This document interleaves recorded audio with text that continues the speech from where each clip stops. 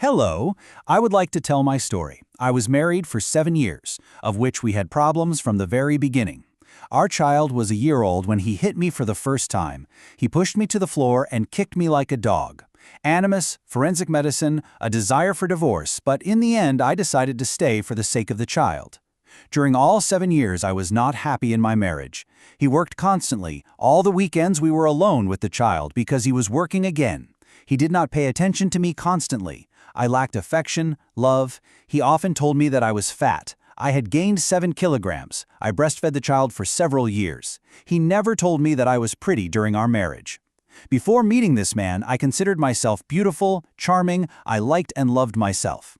While we were together, he constantly found something wrong with me. I did not exercise, I had stretch marks on my body, I was fat in my face, etc.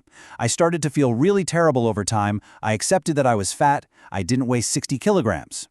He was always busy with our child. He rarely found time for him. I felt alone in this marriage. Now I'm getting older. He filed for divorce a few weeks ago. He moved out last week, and this week he was supposed to take the child for 2 days. He immediately introduced him to his new wife. He found a new woman he's known for a month, and they're going to live together. And that really hit me hard. The child came home with lots of gifts and words about how good he was. From the moment he filed for divorce to the moment he moved out and introduced the child to her, less than a month has passed. I'm still in shock, but I'm suffering a lot. I realize that this person is not mine. I've realized it all these years, but right now I'm not myself. I haven't been able to get out of bed for days, I can't take a shower, I don't know how I'm going to continue. I really need some motivating words because right now I can't even be a parent. I'm a wreck. I'm suffering for something that's not even worth it. I've lost myself. Unlike before, I now consider myself a fat and ugly, ruined woman who can't take care of herself. First of all, to the person who wrote this, thank you. Thank you for your courage in sharing something so deeply personal.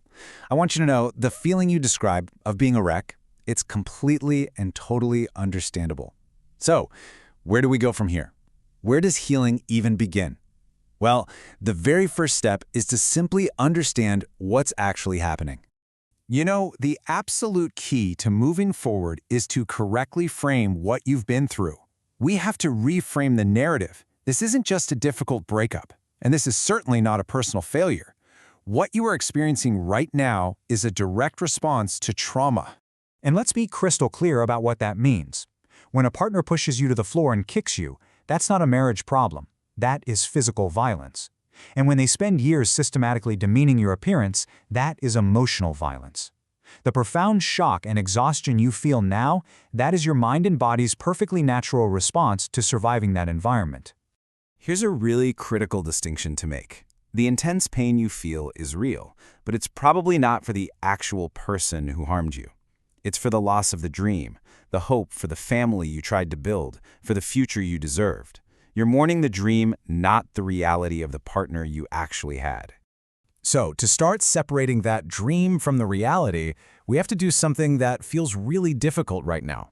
We have to look at the objective facts of the relationship, taking the emotion out of it for just a moment. Let's just do a factual review. He was physically violent. He consistently attacked your appearance. He was emotionally unavailable. He wasn't an engaged parent, and he introduced a new partner to your child almost immediately. See, this isn't a scorecard of a few mistakes. This is a clear, undeniable pattern of abuse. And the speed with which he moved on, that says nothing about you and everything about his inability to be alone and face himself. So here's the crucial point, the new frame. The end of this marriage is not your failure, it is your liberation. You are being freed from an environment that was slowly, systematically destroying your sense of self.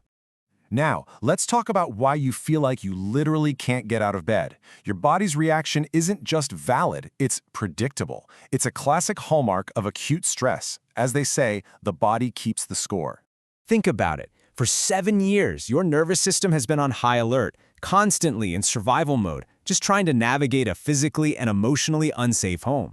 The fact that you can't function right now isn't a character flaw. It's not failure. It's physiological exhaustion. Your body has been running on fumes for way too long, and it's finally hit the emergency brake. And this painful feeling, this belief that you're a ruined woman, I really need you to hear this.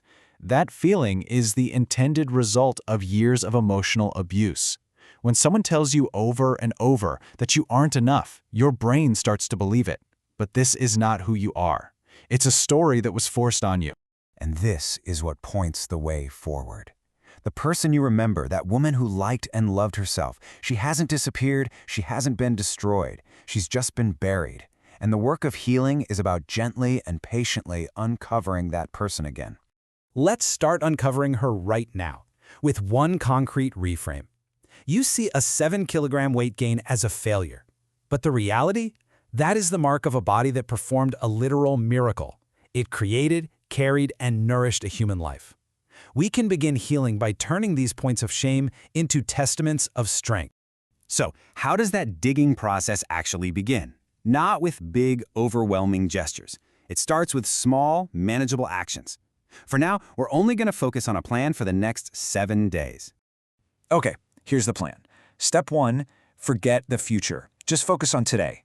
Step 2, for tomorrow you have one single task. Get up, wash your face, and go outside for 10 minutes. That's it. That is a win. Step 3, make no big decisions. You are in a state of shock. Step 4, when your mind spirals, and it will, repeat this out loud. This is not my story. My story is just beginning. And finally, step 5, consider looking for a psychologist. Not from a place of weakness, but because you are a survivor of a violent relationship, and survivors deserve expert support to heal. So you see, this isn't about finding some magical motivational words. It's about recognizing the fundamental truth of your situation and finally seeing the new path that's just opened up for you. I need you to really let this sink in. A person who can endure 7 years of that kind of environment while raising a child is not a wreck. That is a person of incredible strength who has simply been pushed past their limit. A temporary fall does not, for 1 second, erase the strength it took to stand for so long. You are not a ruined person. You are a person emerging from violence. And the pain you feel right now, as overwhelming as it is not the end of your story. It is the very first, very difficult step of your recovery, and of a life where you get to decide who you are. This is not the end. It is the beginning.